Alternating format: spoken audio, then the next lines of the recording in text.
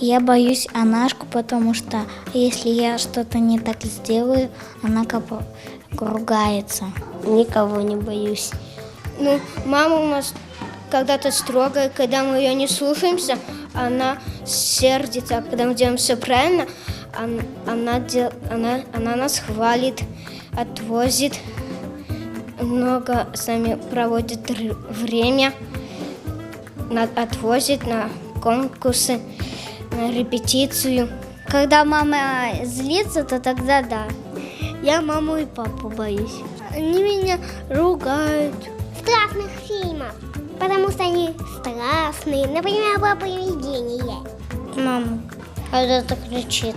Она с бабакой. Все всегда кричат на меня. Я ничего не боюсь.